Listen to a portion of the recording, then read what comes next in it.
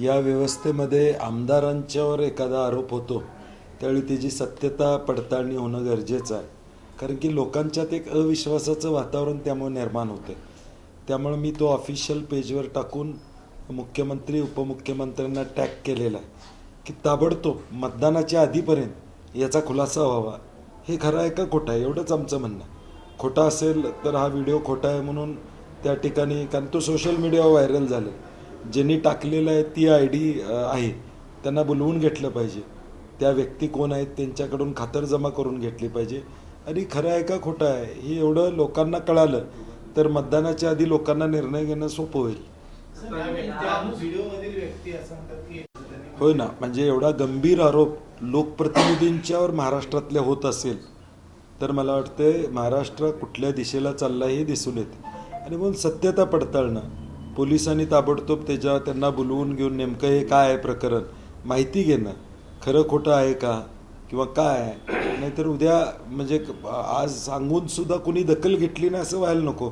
विरोधी पक्ष म्हणून राज्यामध्ये जर भ्रष्टाचार होत असेल तर त्याला वाचा फोडणं ही आमची जबाबदारी. नाही, माझा कोणाशी डायरेक्ट संपर्क नाही किंवा माझ्या ते संपर्कात नाही. काल सोशल मीडियावर व्हिडिओ आला होता आणि त्यात आमदाराचा उल्लेख आहे, सत्ताधारी आमदार असं ते म्हणत आहेत. त्यामुळं या जिल्ह्यामध्ये त्या पक्षाचे 3 आमदार आहेत. त्यामुळं नेमकं कोण हा प्रश्नचिन्ह आहे. आणि म्हणून या 3ही आमदारांनी खुलासा करायला पाहिजे, कारण की कुणाकडे बोट जाते माहीत नाही. नाव घेतलं असतं तर मग क्लिअर नाव आलं असतं, परंतु शिंदे गटाचं असं त्यात त्यांनी म्हटलं असे माझी माहिती माझ्या ऐकण्यात आलेलं आहे माझ्या. त्यामुळे जर तसं असेल तर 3ही त्यांचे आमदार 3 आहेत जिल्ह्यामध्ये, त्या 3घांनी खुलासा करावा. विशेष करून पालकमंत्र्यांनी देखील खुलासा करावा की कुणीतरी सांगितलं पाहिजे ना, तो मी नव्हेच म्हणून. इज इट ट्रू ज्या अर्थी सतेज पाटील ऑफिशियल पेजवर काही टाकतात त्या अर्थी खातरजमा केल्याशिवाय ते काही टाकू शकत नाही, खातरजमा म्हणण्यापेक्षा मी म्हटलं तसं या मतदानापूर्वी असा व्हिडिओ येणं हे कोल्हापूरकरांना या ठिकाणी म्हणजे ज्ञानात भर टाकणारा हा व्हिडिओ आहे की कशा पद्धतीनं काय चालतं, कसं चालतं. आम्ही ज्याचा उल्लेख सातत्याने या ठिकाणी करतो की 50 खोके एकदम ओके आणि 100 कोटीचे रस्ते असतील किंवा कोल्हापूर शहरामध्ये वेगवेगळे विषय असतील किंवा कोल्हापूर जिल्ह्यामधले विषय असतील, ते भ्रष्टाचाराचे मुद्दे आम्ही जे लोकांच्या समोर मांडतोय आता आणि पारदर्शक कारभार कशा पद्धतीनं चालतो याचा पंचनामा आम्ही सातत्यानं केलेला आहे. आणि म्हणून मला वाटतंय की लोकप्रतिनिधींच्यावरचा अविश्वास या ठिकाणी वाढायला नको आणि म्हणून 3ही लोकप्रतिनिधींनी त्वरित खुलासा करावा. नाही, हे म्हणजे आलाय समोर, आता आलाय तर तो लोकांच्या पुढे गेला पाहिजे. लोकांच्या ज्ञानात भर पडली पाहिजे. मतदानाच्या आधी लोकांना कळलं पाहिजे की नेमकं आम्ही कुणाला मतदान करतोय, कशासाठी करतोय, मतदान झाल्यावर काय घडू शकतं, काय घडू नाही शकत, हे सगळं लोकांच्यापर्यंत पोचवणं विरोधक म्हणून आमची भूमिका आम्ही पार पाडतोय.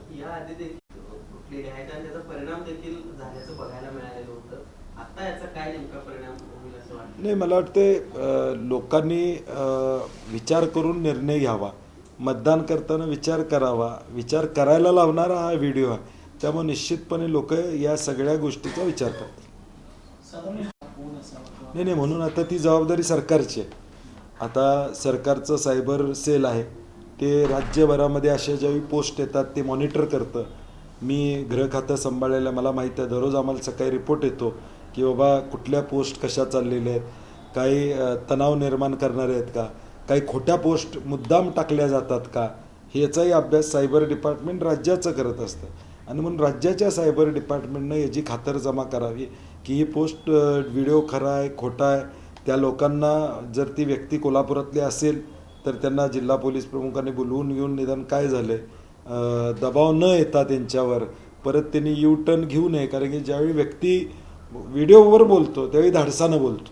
म्हणजे असं नाही की तो AI आर्टिफिशियल इंटेलिजन्सनं केलेला व्हिडिओ दिसत नाही. मला तरी वाटतं की तो काय AI चा व्हिडिओ नाही आहे.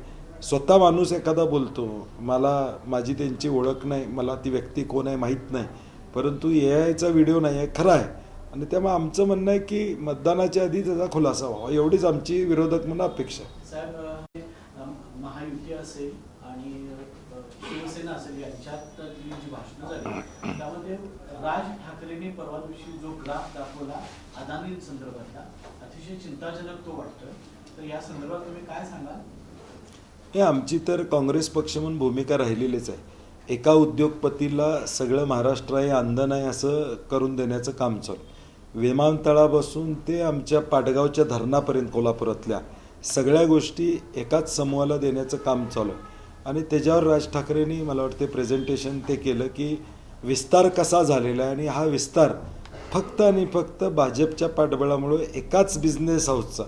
यापूर्वी देशामध्ये काय होतं, पॉलिसी याची ती सगळ्या बिझनेस हाऊसेसला समान पॉलिसी असायची. आता समान पॉलिसी नाही, आता पिक अँड चूज आहे. एका माणसाला उभं करायचं, त्यालाच सगळ्या सवलती द्यायच्या आणि महाराष्ट्र सगळा त्यांच्याकडे नेऊन घाण ठेवायचा. अशा पद्धतीचं जे षड्यंत्र आहे हे उद्याच्या भविष्यकाळात महापालिकेमधून देखील होणार आहे. महापालिकेत देखील ह्या सगळ्या गोष्टीचा शिरकाव व्हायला वेळ त्या ठिकाणी लागणार नाही. कारण की मध्ये आपण इंडिगोचा गोंधळ उडाला, त्यानंतर एक बातमी आली की पायलट ट्रेनिंग इन्स्टिट्यूट एका समूहानं त्या ठिकाणी घेतली. म्हणजे मग पायलटची कमतरता भासवणं आणि पायलटचे वर्किंग आवर्स कमी करणं जेणेकरून जास्त पायलट लागतील असा याचा भाग होता का, अशी शंका लोकांच्यामध्ये निर्माण होते आणि म्हणून खुलासा व्हावा. सक्रिय होतात, झारखंड झालं, बिहार झालं, आता पश्चिम बंगालच्या निवडणुकीमध्ये ममता बॅनर्जींच्या त्या कार्यालयावर छापा पडला आणि पूर्ण डाटा चोरण्याचा प्रयत्न करत ईडीने केल्याचा आरोप त्यांनी केलेला आहे. आणि नॉटी होम मिनिस्टर सुद्धा अशा पद्धतीची टिप्पणी त्यांनी केलेली आहे. तर काय सांगाल एकूण असं? नाही, मला वाटतं हे दबावाचं राजकारण गेल्या 10 वर्षात महाराष्ट्रानं बघितलं, देशानं त्या ठिकाणी बघितलेलं आहे. अनेकांना आत जाऊन त्या ठिकाणी गरज नसताना राहावं लागलं, हे देखील आपण त्या ठिकाणी बघितलेलं आहे. सुरेश कलमाडींच्या बाबतीत आरोप झाले, शेवटी चार्जशीट झालं, त्यावेळी त्यात काही अपार दिसून आला नाही, हे आपण त्या ठिकाणी बघितलं. म्हणून मला वाटते आता सुप्रीम कोर्टानं देखील काही निर्णय ईडीच्या बाबतीत दिलेले आहेत की तुम्हाला काही कारवाई करायची असेल तर किमान आता पूर्वी जामीन मिळत नव्हता, ती जामिनीची मुभा दिलेली आहे, चार्जशीट फाईल करावी लागेल, ह्या भूमिका घेतलेल्या आहेत. आणि मला वाटते आता हे दबावाचं राजकारण प्रचंड खालच्या पातळीवर निवडणुकीपूर्वीच होतं आहे आणि मतदार याचा विचार निश्चितपणे करतील. मतदाराला अवघी काही तास दबावाचं राजकारण नाही, ते तर चालूच आहे. म्हणजे काय आम्ही काल म्हणलं तसं सत्ता आणि पैसा हाच USP भाजपचा त्या ठिकाणी, दुसरं काय ते शब्द देऊ शकत नाहीत किंवा काय सांगू शकत नाहीत. कोल्हापुरात सुद्धा कोल्हापुरातल्या जनतेला इथलं स्थानिक कोणी भाजप, शिवसेना आणि राष्ट्रवादीचा नेता आश्वासन देऊ शकत नाही किंवा विश्वास देऊ शकत नाही. म्हणून उपमुख्यमंत्र्यांना यावं लागतं, म्हणून मुख्यमंत्र्यांना यावं लागतं की आम्ही आहोत पाठीशी सांगायला. इथल्या लोकांच्यावर जनतेचा विश्वास नाही आहे. हे कोल्हापुरात देखील दिसून आलं की अगदी मुख्यमंत्रीची सभासुद्धा यांना घेता आली नाही. म्हणजे कोल्हापूर शहरामध्ये येऊन दुपारी आले, दुपारी सभा घ्यायची होती, काय अडचण नव्हती. म्हणजे सभाच घ्यायची होती तर दुपारी घ्यायची होती. आणि मिसळकट्टा करायचं होतं तर तुम्हाला बोलवून करायचा होता. तुम्ही काही प्रश्न सरळ विचारले असते. तुमची भीती आहे त्यांना, पत्रकारांची भीती आहे. प्रेस घ्यायची होती तर कोल्हापूरच्या विकासावर 1 तासाभराची प्रेस घ्यायची होती आणि तिथं स्क्रिप्टेड प्रश्न न घेता ते प्रश्न ऑलरेडी त्यांच्याकडे 3 दिवसापूर्वी गेले होते. कारण की तुम्ही जर एकूण ती मुलाखत काल बघितली, रॅपिड प्रश्न पूर्ण व्हायच्या आधी मुख्यमंत्री उत्तर देत होते. म्हणजे तुमचा आवडता गायक कोण ते कोण म्हणायच्या आधी ते सगळं सांगत होते. म्हणजे स्क्रिप्टेड प्रश्न होते, ऑलरेडी त्यांच्याकडे होते. आणि म्हणून एक स्टँडर्ड भाषण जे वाचून करतो तसं मुख्यमंत्र्यांचा कालचा कार्यक्रम होता. ब्रँडिंग वगैरे काय नाही आहे. ब्रँडिंग नाही, तेच माझं म्हणणं काय आहे की मुख्यमंत्र्यांनी काल येऊन नगरसेवक हा मागच्या जन्मीचं पाप आणि महापापी केलेला आहे. त्यामुळे भाजपला आता निवडून देऊ नका, कारण की पापी आणि महापापी ते मुख्यमंत्र्यांनीच सांगितलेलं आहे. एकही आश्वासन, एकही ऑथेंटिक आश्वासन तिने दिलेलं नाही. शब्दांचा खेळ होता. काल मिसळ कट्ट्यावर जसं मिसळमध्ये 10 पदार्थ असतात तसे 10 गोष्टी त्यांनी सांगितल्या, कुठली ऑथेंटिक नव्हती. चटणी किती टाकणार, त्यामध्ये मीठ किती टाकणार हे सांगितलेलं नाही तिने. जशी मिसळ खाल्ली तसं त्यांनी आम्हाला आश्वासनं फक्त कोल्हापूरला दिली. एकावरही स्पेसिफिक त्यांनी सांगितलं का उद्योग आणले, मी MOU केले आहेत म्हणले. कुठले MOU नावं सांगितले का की एवढे MOU झालेले आहेत? कुठले? 50,000 कोटी रुपये अर्बन डेव्हलपमेंटसाठी, त्यातले कोल्हापूरला किती आली हे सांगितलं का त्याने?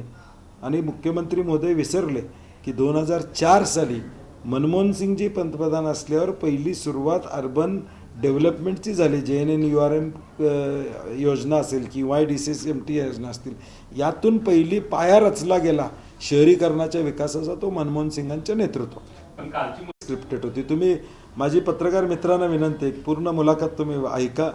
प्रश्न पूर्ण व्हायच्या आधी उत्तर मिळालेत. म्हणजे प्रश्न तुम्ही आता विचारताय स्क्रिप्टेड होती का, तुम्ही स्क्रिप्टेड होती का हे प्रश्न पूर्ण केल्यावर मी उत्तर देतो. ते प्रश्न पूर्ण व्हायच्या आधीच त्यांची उत्तरं पुढणे येत होते. सरळ आहे. कोल्हापूरची महापालिका 1 वर्ष कोणी हात बांधून ठेवले होते? तुम्ही मुख्यमंत्री 1 वर्ष आहात ना. 1 वर्षात तुम्हाला कोल्हापूरसाठी 15 मिनिटं मिळाली नाहीत का, असा प्रश्न कोल्हापूरकर विचारतो.